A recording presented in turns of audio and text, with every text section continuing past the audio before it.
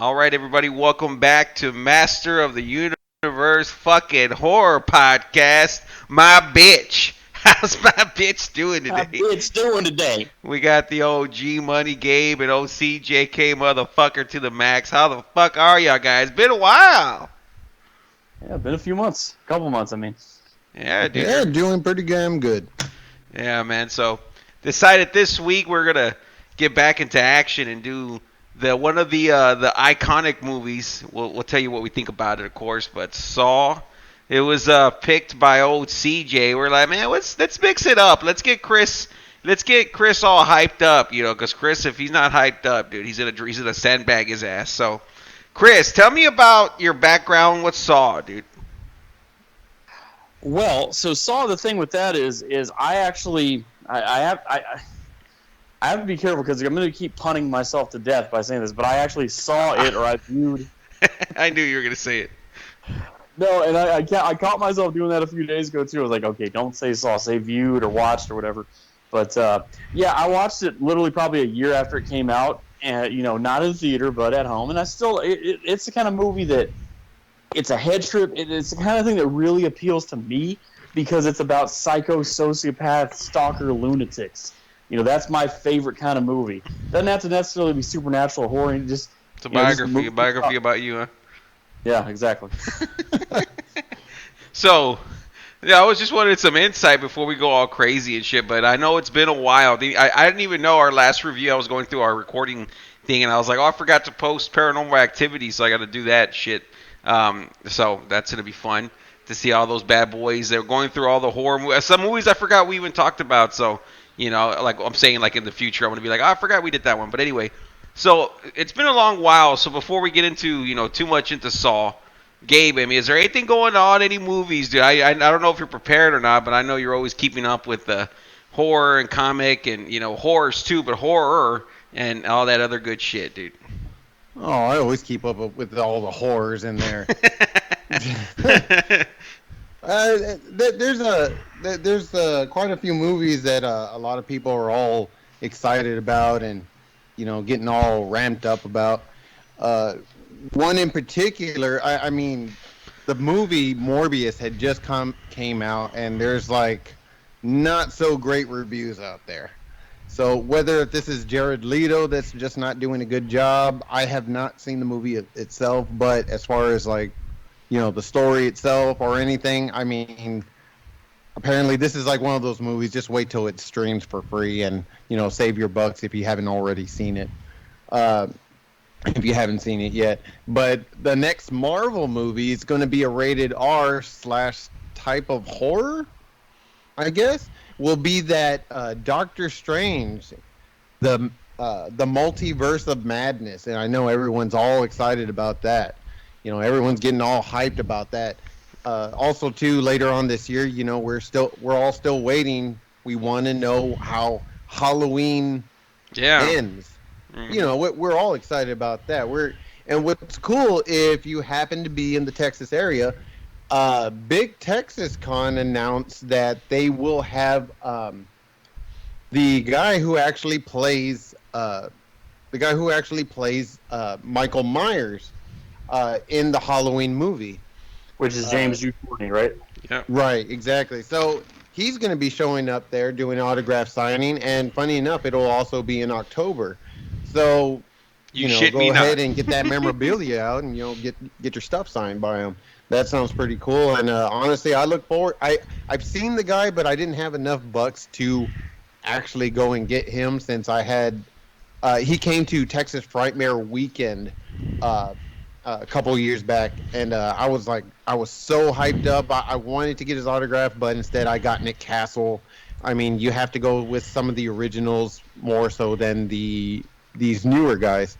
But also too, if anyone's been keeping up with Texas Frightmare Weekend, they have just announced some more guests that will be going there, and their roster is looking fantastic.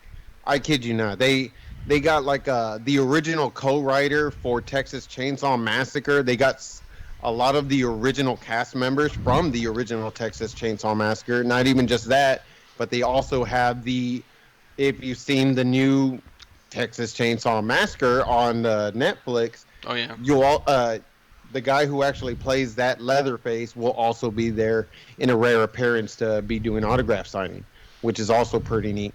They got the main cast members for Scream. They got they got a lot of great people there going. I honestly, I found out last minute I'm not going to be able to go, sadly. So I will be keeping tabs on it. Any tweets, any Instagram posts, anything people are posting up about it, YouTube and videos and stuff like that. So I will go ahead and take a look and see what's going on there. So I'm honestly like kind of excited just to see what's happening there since I'm not going to be able to go. But as far as anything else, I did find, I mean, there are some good movies and stuff like that, but I mean, it's just the roster for this year. I think we all made plans that we're going to be going and checking out some of this stuff. So we'll kind of be playing that by ear. I think our next movie that we're going to go and check out is The Northman, or The Northern Man.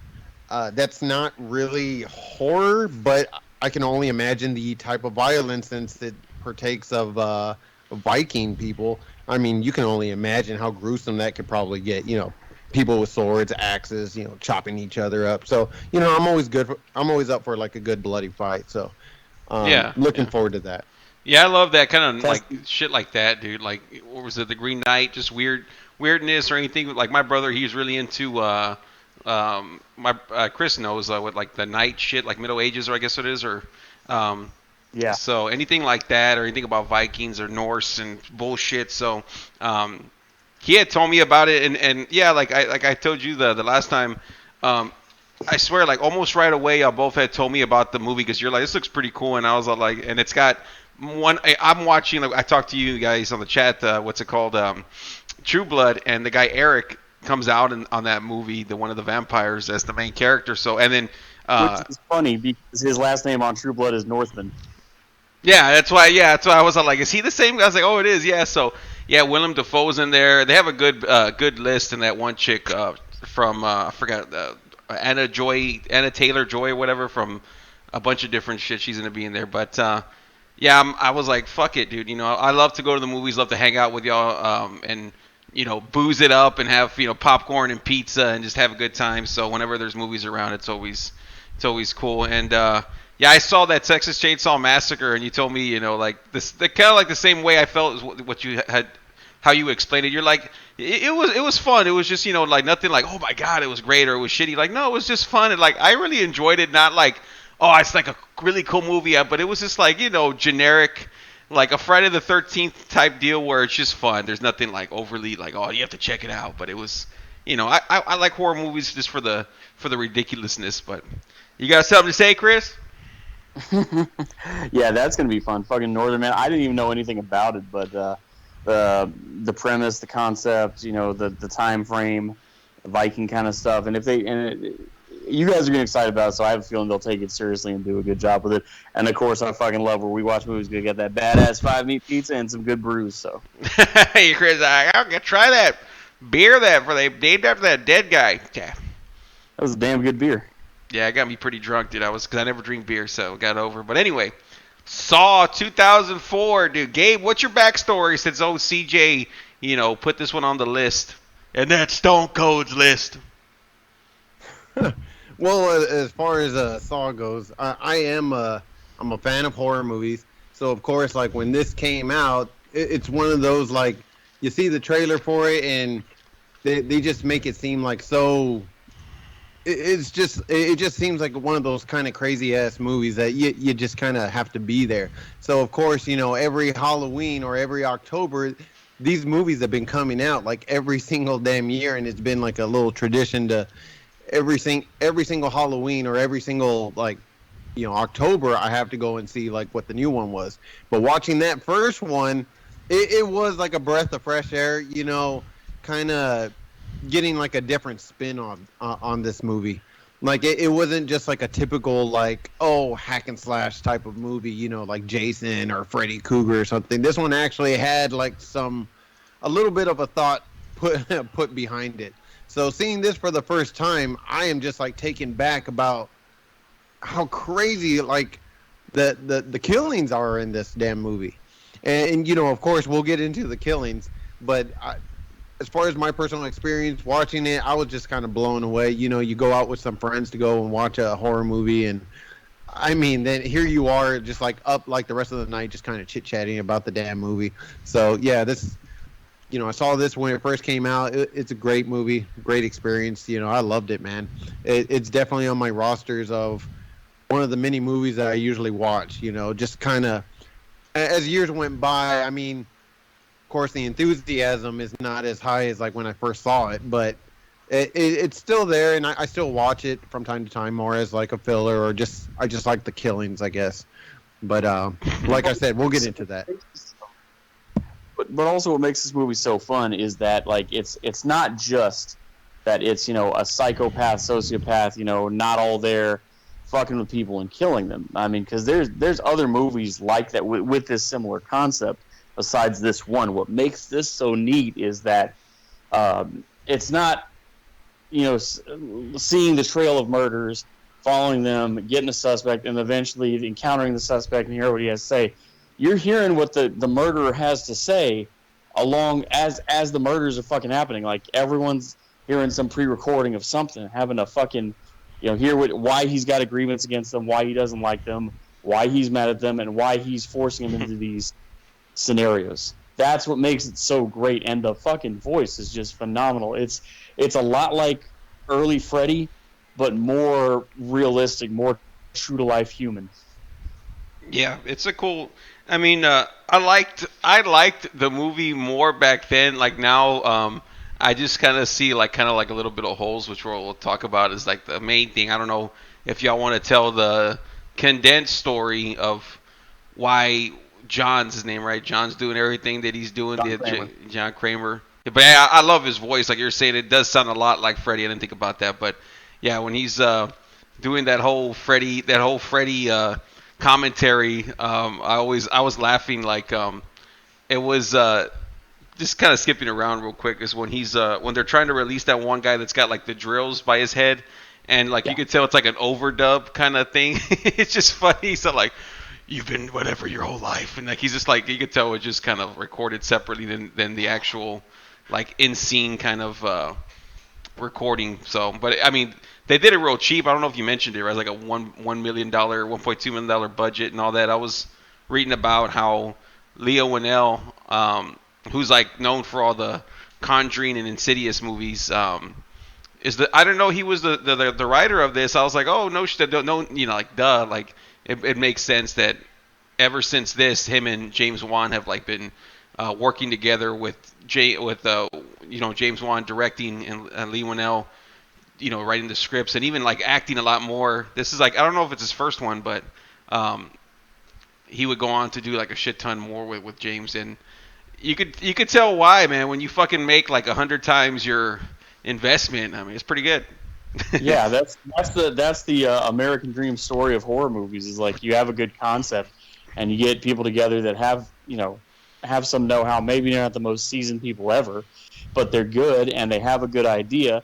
And then you have a low budget, but you tell a good story, good acting, get the best acting you can out of kind of not real known people, well, except for the guy that played Dr. Gordon. And then you end up making 100 times the return on investment. Don't forget Danny Glover, dude. The most over motherfucker. Like if you're like, hey, okay, we have to cast somebody that's gonna play the cop, and they're like, Danny Glover, duh, That's the thing. That guy's a badass, man. I loved him in Predator, Predator 2, and then you got your classic Lethal Weapon though. Yeah, I forgot about Predator 2. Yeah, I was like, the first thing I was thinking was Lethal Weapon, but yeah, he's awesome in Predator 2. It's like, yeah, we only have 1.2 million. Let's get Danny Glover though. That's gonna be where all our budget goes. That's the thing that blew my mind, because I knew it was a $1.25 million budget, and like somehow they got Mr. Lethal Weapon 1, 2, and 3 on this fucking movie. I mean, they must have guaranteed him, hey, whatever you're gonna get the X percentage of something, because I mean, or all that 1.2 million, most of it went to him. Shit.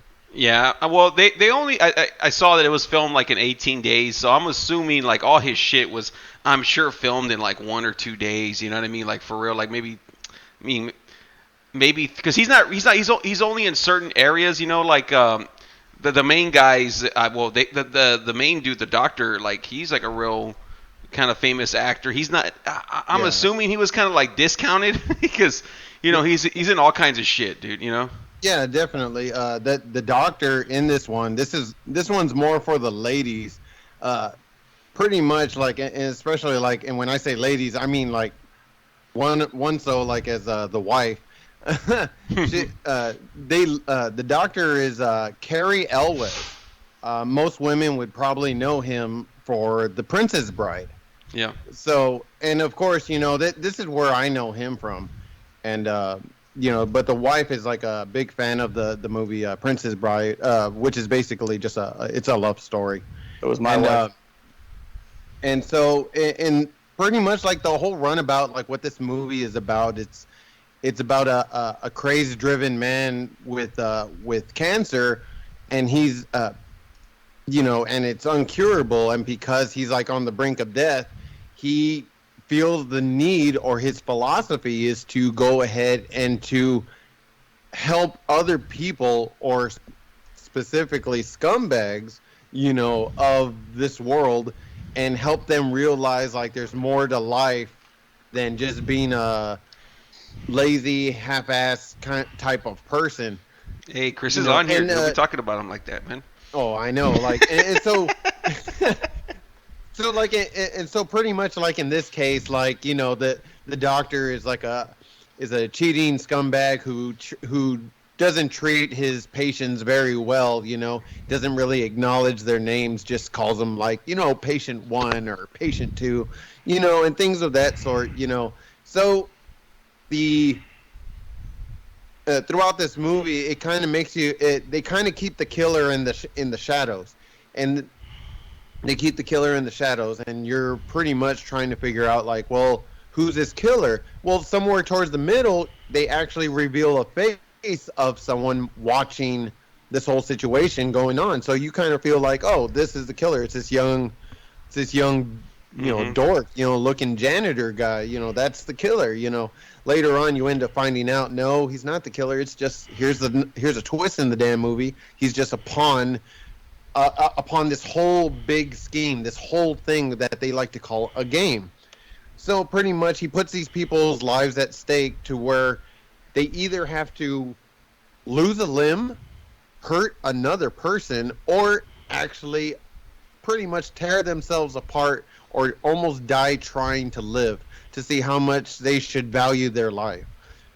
Is that right or wrong? Well, technically that's wrong, but in this guy's philosophy, this crazed guy, he thinks like, yes, this is the right idea. Let me go ahead and put these scumbags or these assholes of the world, and let me go ahead and put them in a dire trap and let them try to figure out a way to get out. If they can't get out, then they die. So, and he goes by the idea, he's all, I've never killed a person. I never hurt anyone. And the people that actually survived, that actually lost limbs or actually hurt themselves in some way or another, trying to survive, the ones that they actually come out saying, I've actually been cured, this guy helped me. I mean, this was through an extreme way of helping someone, but this is the idea. And because he's doing this to the victims, the newspapers, the press, the police officers, everyone gets wind of this. So now all of a sudden it's instilling fear into the rest of the city. Now, if the person ends up dying, they end up missing a piece of skin in the shape of a puzzle piece. Why is a puzzle piece? Well, the idea is that you're kind of when you're in the trap, you're kind of you're trying to figure out the puzzle of like, you're kind of puzzled yourself, like, why in the world am I here? Because I did a couple of things wrong. That doesn't make any sense. But in the grand scheme of things, all these people are in relations with each other. But you find that out through part 2, 3, 4, 5, all the way, there's like 7 of them?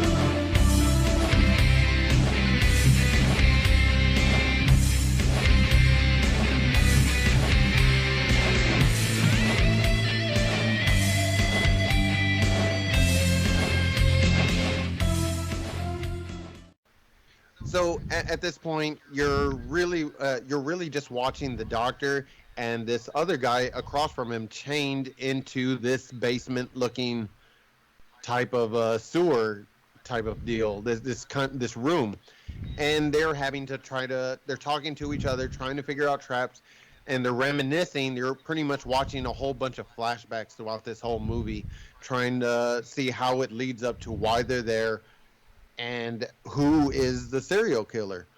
In the meantime, they're also trapped there in the room with a dead body, big old bloody head right there, dab in the middle, just lying there on the floor with a gun and with a tape recorder. So you're pretty much watching the whole movie trying to figure out who the killer is, why did they get put there, and what's the deal with all the traps.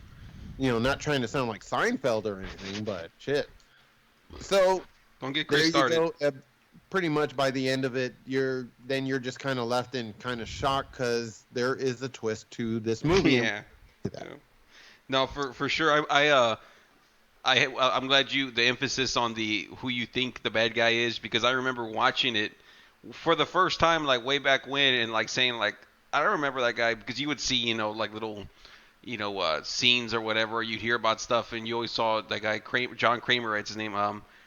And so when I saw this other guy, I was like, oh, I guess he's the killer in the first one, kind of a Jason type of deal, like where they changed the killers. And what's it called? As the movie goes along, then you're like, oh, no, he's like you say, just like a pawn. So I was like, oh, this is that, like that's pretty cool. It's like a twist. Then you hear about the whole backstory as the whole series unfolds. And after watching this one, like it's really good still. But I was like, I kind of, after seeing them all, I mean, I have to rewatch them again, so my opinion might change. But I kind of like miss the over-the-top action that the other ones bring, because they do go like extreme after like this one. I don't know if the second one does it right away, but I remember, at least 3, 4, and 5 being like really like almost every 10 minutes is like a crazy kill, you know what I mean? Like, or 8 minutes or so. So I was like, well, this one it wasn't as crazy as I thought. It was real isolated to the one room where there's like a lot of flashbacks, and it was still good. Like, but it's not like that tempo that I kind of saw in my head. There goes that pun again. I guarantee you. But I agree with you though. This is why initially, like, I remembered how it was, and I said initially, like, Saw 1 is not one of my favorites of the franchise. And watching it again, years and years later, it's like, this is a really good fucking movie. Even though it's like the same criticism we had of Halloween 2, that it's isolated mainly to the hospital building. Yeah. But even so, it still tells a really good story. You see the dialogue between Adam and Dr. Gordon, and also, but yes, in the later sequels, it's a lot more this scenario with this person, this scenario with this person, this trap with this person, etc. There's a lot. They're faster paced, less isolated. I agree with you on that. One thing there's two things. One of them is, how like he sets you up for some kind of like you have to do this to save yourself. I had to rewatch it. Like I watched it like 3 times over the past 2 days because and especially certain scenes, and I'm like, he never gave Adam like a way to get out, did he? I didn't think he did. He did in a bullshit way. It's what he did is he left that fucking key. Was it? Oh yeah, that's yeah, exactly. Go ahead. That fucking key had already gone down the back. Like, he wakes up in a fucking deep bathwater tub. And that fucking dirty ass place. Oh my lord, I feel so terrible for those people. I don't care what they've done. But that's the thing is that, so you gave him the way out by putting him in a situation to where anybody is gonna wake up and freak out if they're like underwater, and like that was it. That was his way to, like, it just was like, really, what's a shitty way? And I was like laughing because I heard somebody talking about it. What we were talking about, and they explained it like the perfect way, the perfect CJ way. They go, I can't, like they're saying like he doesn't kill people, in the direct way. He's like, you don't have to kill somebody in a direct way to murder them. He goes, it's like if I push you off the cliff, and then they say, well, me pushing you off the cliff didn't kill you. It's the floor that killed you, or the ground. I'm like, yeah, I was like, exactly. I was like, that's what Chris would say. I didn't kill him. The ground did. You're nuts. No. And I was like, yeah, it's I honestly stupid. like that whole.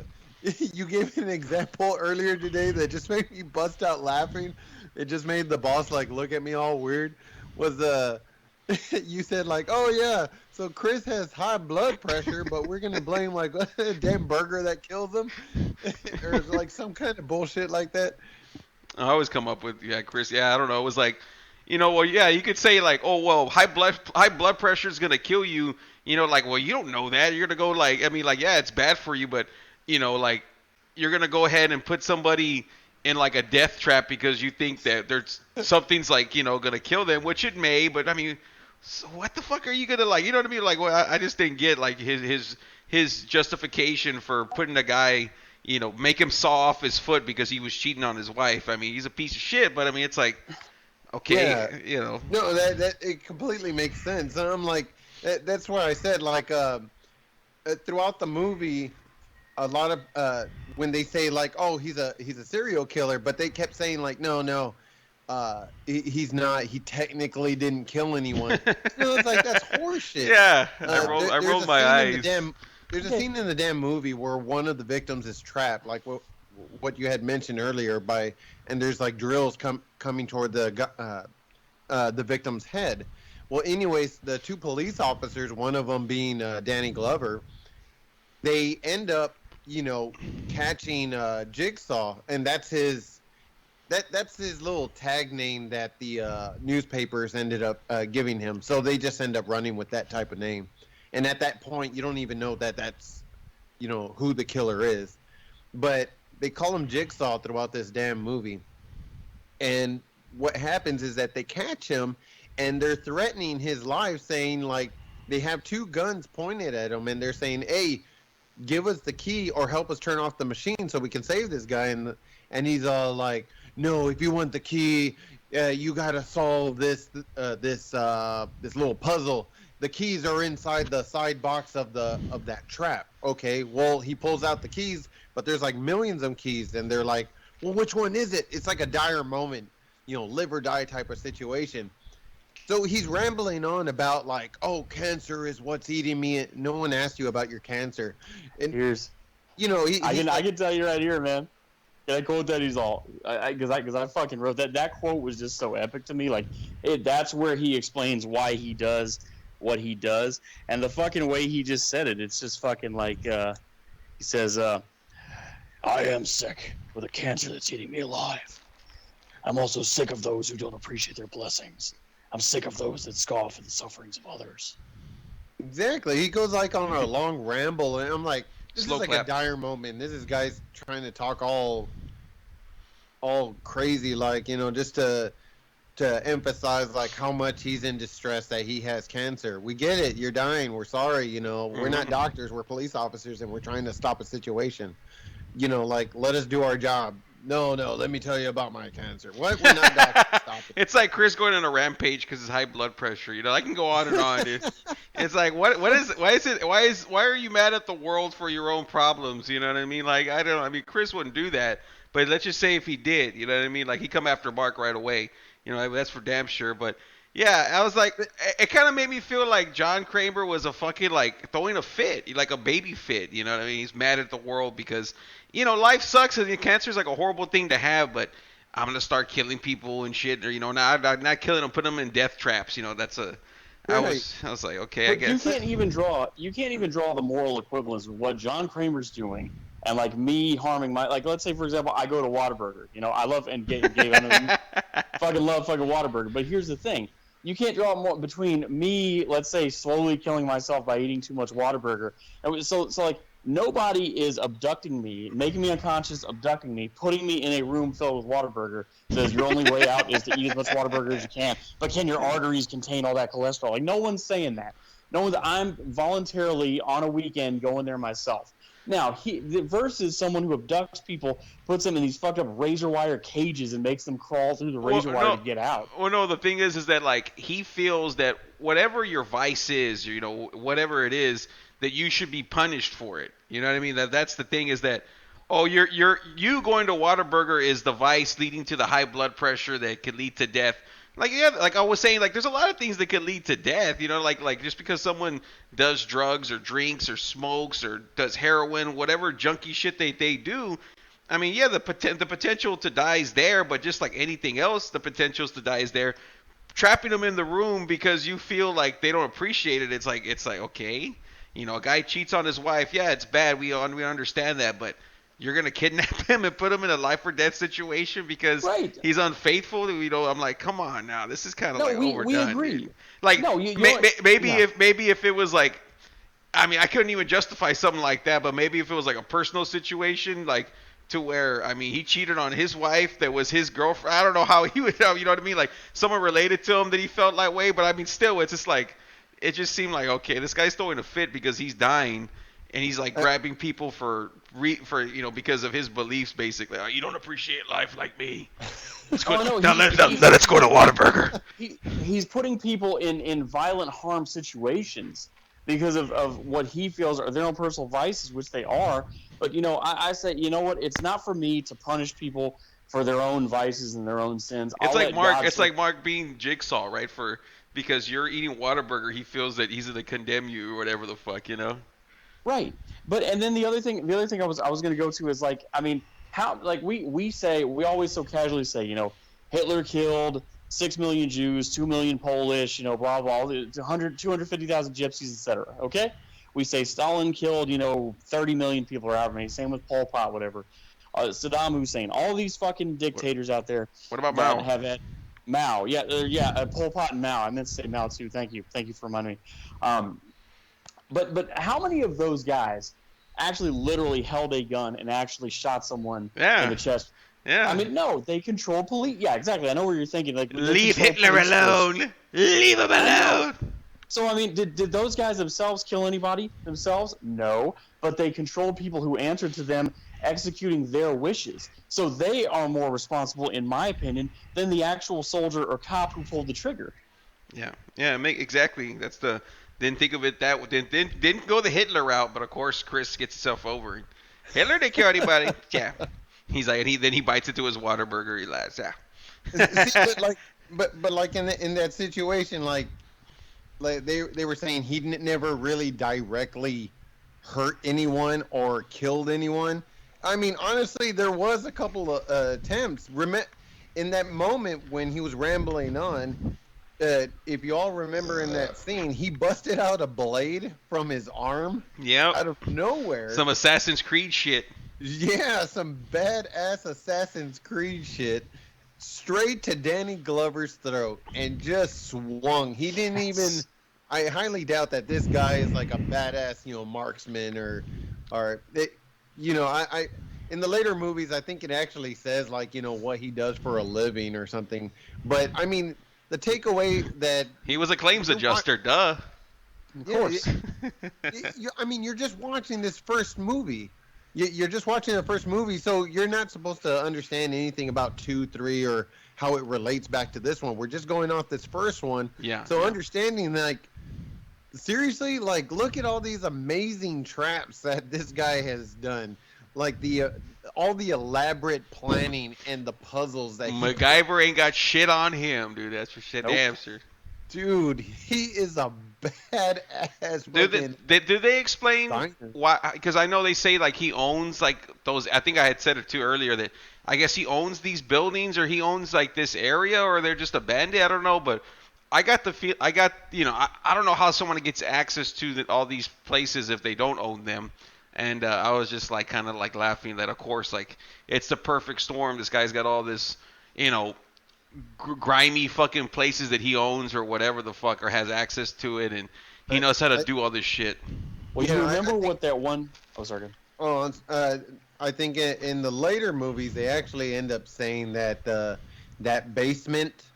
You'll realize like that basement that they're trapped in part 1 is actually connected to the same other rooms, which is like a whole big abandoned type warehouse. Later on in like I think it's like the last one, like Saw 3D or something. In one of the last ones, you actually get like an overall picture of like where all those rooms are. They're not just separate places; they're actually all together in like one big place. And this movie actually... Oh, sorry, Tim. No. They're all connected. But again, like, we're just going off the first one and, not seeing say not seeing the other ones, you just have to assume that he just busted in somewhere and he just kind of like started setting up shop wherever he felt like was a good place to abandon. But here's what they clarify in this. They do clarify in this first one. They say that there's a district of like 4 blocks where this one gang held territory, and so you got to figure if it's gangland, and it's a big city like a New York or Chicago or somewhere like that. There's going to be a lot of empty, fucked up, rundown buildings where you could be doing this type of shit. And then, like you were alluding to, like remember that one? I can't remember who it was. I think it was Danny Glover who said to Dr. Gordon, "The sewer lines run under your neighborhood too, not just in the bad parts." So that's kind of a metaphor, but it's also true.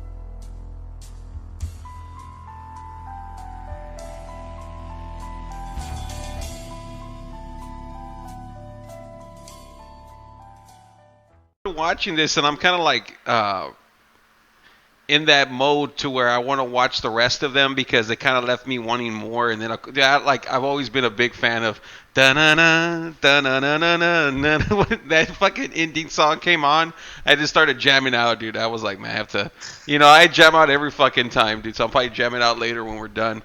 But for me, this was a really good. I hate to give it a certain rating without watching all the other ones because then this kind of like sets the tone and the standard for all the other ones. But I'm gonna give it an 8.5. I'm gonna play it safe. It might change after watching the other ones. I'm gonna watch it again too. I enjoyed it, but 8.5 for me. It was not as brutal as I thought it was. Thinking it was like it wasn't really brutal at all. Like to me, compared to like I guess the desensitizing of seeing crazier people on the internet than like now. So kind of like I was thinking about it. I was like, well, now you know why everyone freaked out about stuff like The Exorcist and shit way back when. Like when this first came out and like Hostel and stuff, like I was like, oh god, that's a crazy movie, But like now I'm like, fucking 20 years later, I'm like, oh yeah. So it's kind of a toned down movie, man. Not too crazy, but I mean, of course we'll talk about it more. But I want to hear y'all's ratings. Gabe, what do you got for this one?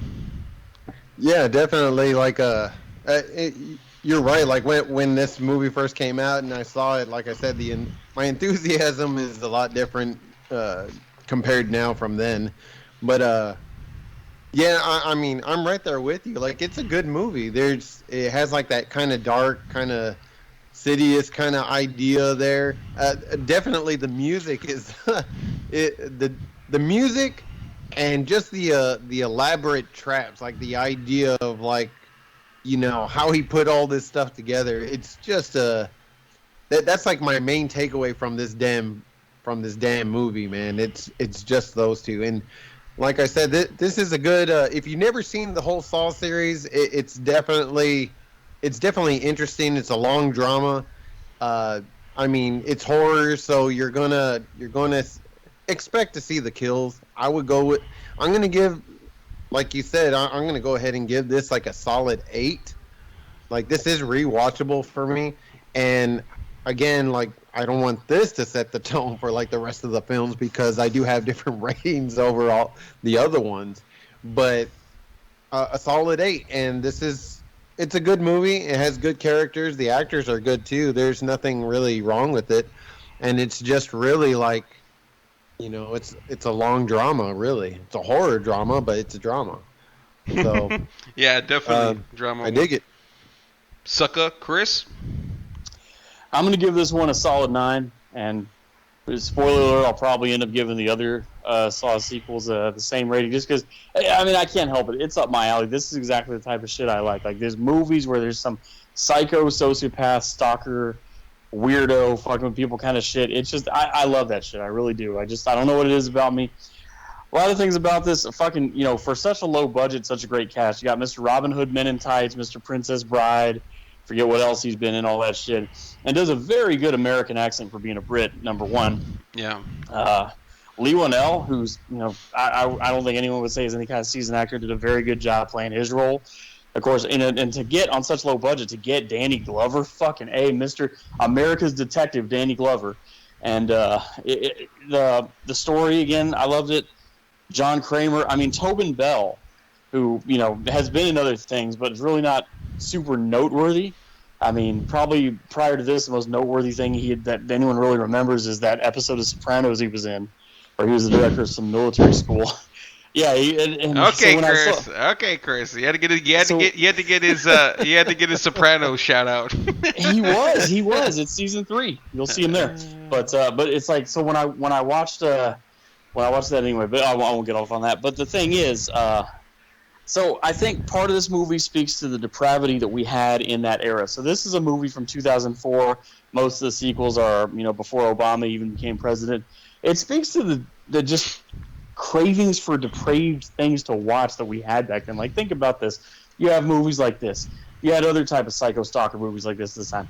You had fucking, what was the biggest hit back in like 2005, 6, 7? Fucking Catch a Predator. You're watching people get trapped by these online chat rooms to go meet up with a teenage girl and then get arrested for it. It was just, we were a sick, depraved, we're still sick and depraved, just we had a lot more of a craving for that. Nowadays they're trying to do this nice culture, but well, back then that you mentioned that, it's like the internet was like kind of new, so to be able to have like insight on other people's life was like, wow, this is crazy. People are crazy, you know what I mean? Like seeing like the Catch a Predator, like, oh shit, it's like seeing news unravel like live. So it was kind of like, I think everyone, like, now I think people are finding like, who gives a fuck, you know what I mean? Like when they see like bad news, but yeah, this definitely was that time where everything was fresh for, shock. I don't think much shit shocks us anymore. No, I agree with you on that. We're not as shocked, and I think we've just kind of, except for me going to the Whataburger app yesterday and seeing they took away the mushroom Swiss burger, pissed me off. Man, that's like one of my favorite burgers, man. That's why they did it, dude. Chop House. Yeah, I love that one. But I'll also say too, the only holes I saw in this story were fucking the fact that first of all, Danny Glover, okay, remember his character gets kicked off the force because he's too obsessed with the case. Well, fuck, he should have been kicked off the force just for having that bad of aim. Fucking Zap is on the ground and on the floor, and he's shooting over the mattress. Come on now. And then number 2, when you have to think about this. You've got to be really, really, really fucking fucked in the head to be dying of cancer and be kind of an older guy, at least 50-something, and yet you're going out of your way to get people abducted, be put into these elaborate traps and these places you have to find where you can pull this off. You got to be really fucked in the head to hate people that much because of their own vices that have no direct impact on you and no physical violence to anybody, that doesn't deserve it. It's just their own personal fucked up mind and their way of life. But to go through all that, that's the holes. But I don't care. I can get past that. I still fucking love watching it. It's entertaining. It's amusing. It's the fucked up part of my brain, I guess. I don't know. But love it and can't wait to do 2, 3, and 4. Yeah. No, we'll definitely do them all. Like, we still got to do, I enjoy doing the paranormal ones. It just kind of depends on what's streaming and shit like that. And I know Gabe always throws some curveballs, and it's like to shake things up. And I don't like to do just one style consistently because then you kind of like, it doesn't, get you excited to see the rest of them. I think if you're in the mood for it, yeah, sure. Y'all know, I'll sit there and watch all the Freddy's when that fucking itch hits and shit. I don't know what's the, I guess for you, Gabe, because you're like me when it comes to like horror movies. Like, what's the last film series that you sat there and like, I'm gonna watch it just for the fuck of it, like through it, like all of it? What was the last series you watched like that? Oh man, the last series I can honestly say I probably did that too was probably Aliens. That's right. We were talking about that movie. Yeah, and actually, what got me into it was because of the director for Blade Runner.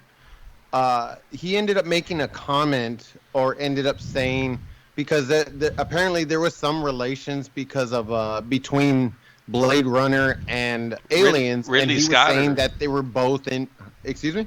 Ridley Scott. Yeah. Ridley Scott. I couldn't think of his name, but I knew it was like the director for the same ones. Anyways, he was saying that Aliens is in the same universe as Blade Runner, though. What the And fuck? I was like, yeah, and I was like, what?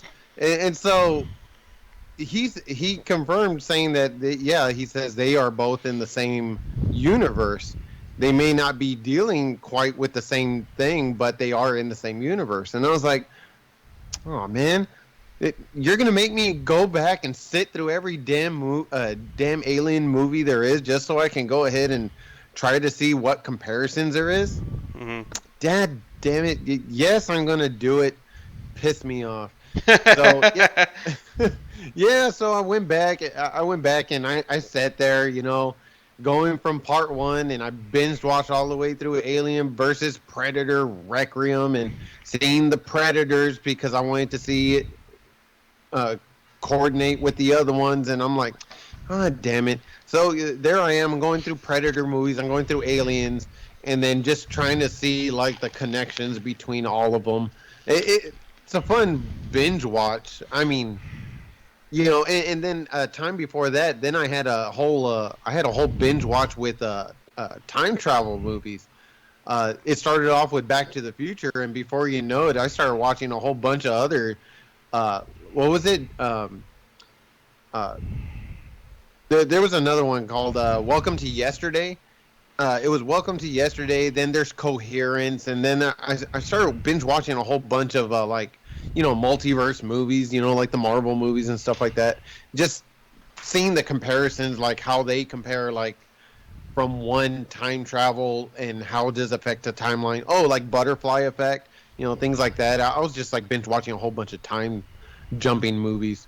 So yeah, I mean, they usually do one thing that pisses me off because it gets me so interested or hooked, and then before you know it, I start binge watching the whole thing just so I can make one thing work. And so that's pretty much what happened to damn Aliens. Yeah, I remember doing that. I what made me want to not to take the fucking store away from Saw before it closed it out was I fucking saw Prometheus and I really liked it, and then after that. Alien Covenant came out, and then I watched Prometheus first, and I really liked it, and then Covenant, and I rewatched all of them all over again, so it kind of like put it over for me. But yeah, I for the Saw shit, I mean, I remember when I first saw this, I hadn't even seen the films, but I think the first time I saw it, dude, was like when Part 6 came out. So it was like years later, right? Whatever, like 2010.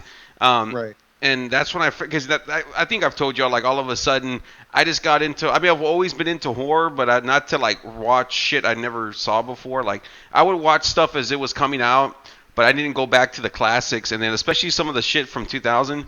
But I was like, let me check this out, and I bought the box set, and I just binge watched them all, and I was like, the first one, I was like, wow, that was really cool. I didn't expect to like that, and then I watched the second one, and I was like, from my memory, I was like, wow, that might be better than the first one, like kind of being confused. And then the third one being like, well, I've heard like these ones aren't as good, and then being like, wow, that was really good too. It wasn't like as perfect as the first two, but it was really good. And then the fourth, you're like, wow, it's really different, but I liked it, and just kept on going to where they kept on getting more ridiculous, like the Jason films, but they're like still fucking good. Like, and like I keep saying that about Jason because I love Jason. I mean, the only one I really don't care for is Part 1. It's a classic, but I mean, it's okay. But I love 2 and 3, and then like 4, 5, and 6, and the 7, 8. They all get ridiculous, but they're all like good. They're all good in their own way. You know what I mean? Yeah, it's funny. Like, I saw the Part 1 for Aliens, and I think my main, like, that damn alien was fucking weird as shit, man. Like, it looked like a walking ass skeleton with a huge head, and I was just like, what the heck is this? But my main takeaway was the damn cat.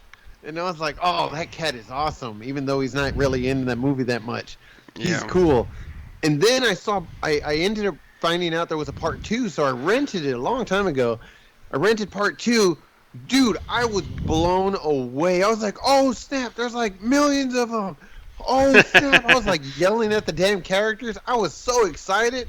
Like, for real, like, I have never been so excited. I was just like, oh, God, they're all over the place. And then you find out there's a queen, and then you're finding out a robot is the damn Sigourney Weaver gets into a damn robot fighting the queen. I was like, oh shit, fucking aliens and robots kicking each other's ass. This is amazing. Then you get into part 3. And I was like, oh, so we're just gonna take all that away and we're just gonna put it in a prison now, and just one. Oh, something happened to the budget. Oh, this is bad. Oh, this is really bad. Yeah, I didn't care for that at all. To the budget.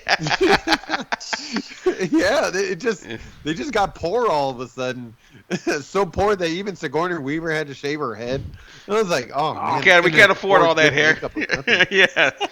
We're like, it just all went downhill in part 3. So I was like, Sigourney Weaver shaved her head, so she was trying to compete with Demi Moore and G.I. Jane. Oh wait, don't slap me.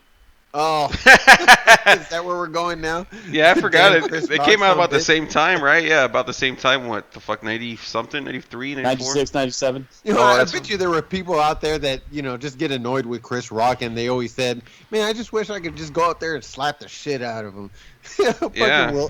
Will Smith lived out their dream, right? Yeah, he's always been, like, I started laughing. I was like, it's kind of funny that, like, Chris Rock has always been the most annoying comedian, but, like, I like him, but it's just, like, he says, like, this voice, me and Chris know him from, I'm gonna get you, sucker, so he's always been, like, that annoying dude that everyone's always wanted to slap, even in that movie. So for it to finally happen, I was, like, kind of, like, I had a little chuckle, but. Now, get this. Now, since we're talking about Chris Rock, it happens to connect with our Saw movie because he was in the more recent movie, Spiral, which is in the Book of Saw, which happens to...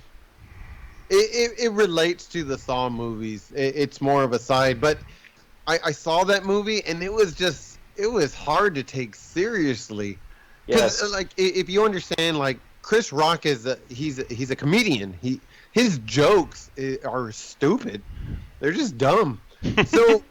So get this. So you have, like, a serious movie like Saw, and then you have a comedian like him playing a beaten down detective, trying to play it all run down. You imagine? Do you know? Let me see if I can try to explain how stupid his jokes are. They're like, "Hey, Chris Rock, how's your coffee? What do you think my coffee is? It's black and dark, like my soul, so beaten up. Couldn't take another round of dead bodies. But that's the way it is. What the fuck? In the old days? Oh, good. No, he's just like the way he is. He's just like he's playing that run-down, beaten cop, but he's trying to add his comedy to it, like trying to make it dark humor. But it doesn't even make you chuckle. It just kind of makes you like.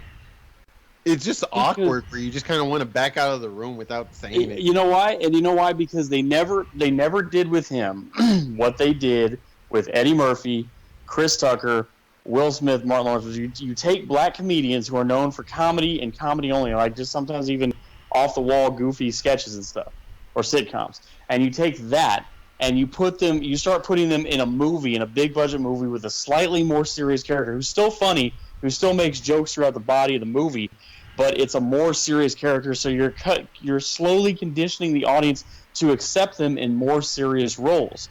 Whereas, like, they never did that with Chris Rock. I can't think of one movie Chris Rock was in where he played a mostly serious character. So now all of a sudden, we've had Chris Rock since the late 80s. Now in 2021, 2022, you put him in a horror film spinoff. Yeah, they're just reaching for penises, I guess. I don't know. I mean, yeah, I thought it was kind of weird to cast him, but it's one of those things, I guess. It was just it was hard to watch. I mean, like, I got the story and I got the killings and I mean everything else fit except for him. I don't know, his whole dialogue just didn't fit very well. I thought it was funny that it doesn't matter who's like in these films, really, I think. But the fact that you put Chris Rock on the cover and the poster for a film like this, to where like all the Saw movies, like they never really put anybody on the cover, right? They were always just like a body part, and I was like, I'm like, why is Chris Rock? Is that supposed to sell them? I mean, Saw's its like own like juggernaut. Like people like Saw. Like I don't think putting Chris Rock on a fucking poster for a horror movie is gonna make anyone like, oh shit, Chris Rock's in that. I gotta like, you know what I mean? It just seemed kind of like stupid to do that. So like immediately I was all like, yeah. I'm just gonna take a wild guess here, but I wonder if that has anything to do with his agent and saying like he'll be in your Saw film, but only if you make him really relevant. So like we want him on the poster. Like, you know what I mean? If they made some kind of deal with him saying, okay, he'll be in the damn Saw movie, but you know, we'll put him on the poster. It's cool. We'll put him on the front cover or something. You know, maybe he'll sell more, I don't know, tickets or something like that. I don't know. I'm just taking a wild guess. I don't really understand how the whole sales pitch works or them trying to get like, I consider him more like an A-lister, even though I don't find him great myself. I don't find his comedy hilarious or anything, but I mean, maybe in his own status, like of where he stands, you know, I would think he would be considered like somewhat of an A-lister. So maybe that has something to do with him being on the front cover. Yeah, he is an A-list, you know, kind of actor. He's up there, but it's like, why would you want? I just didn't see why you. Well, I guess now because I haven't seen it, but thinking about it, he's probably have some connection to Danny Glover because he's black, right? Yeah. Probably, I guess. I have no idea. See, I can see him like something on. Well, I was trying to think like a James Gunn, like Suicide Squad or something. I can see him stupid, yet somewhat serious. You know, kind of like John Cena as the Peacemaker or something. Something stupid, but it's still somewhat serious at the same time. Well, you know, it's just like, why would you cast him? And then you're like, well, you could circle back because you need somebody black because Danny Glover was you know, he's a black man, but he's a black man, and he never changed.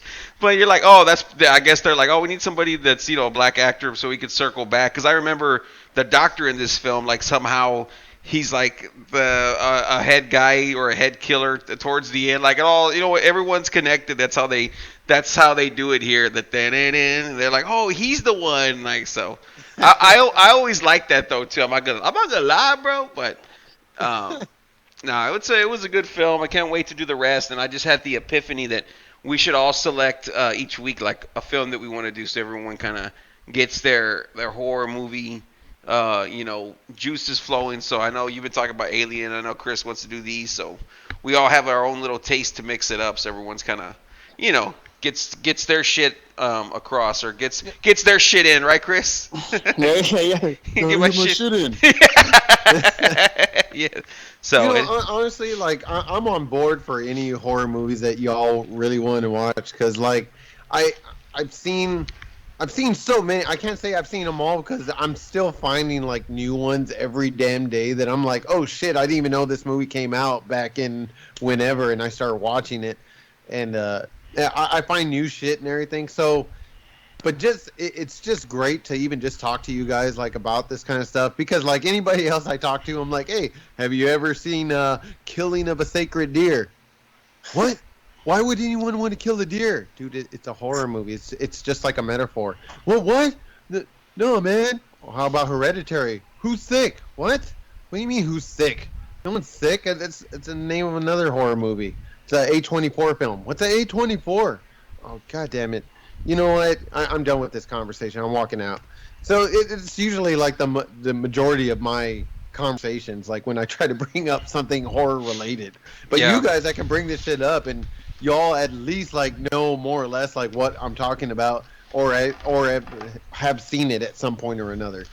And this was pretty damn great about you guys. So that's what I said. Like I'm usually on board. If y'all want to watch if y'all suggest a horror movie, I'm for like whatever horror movies you want.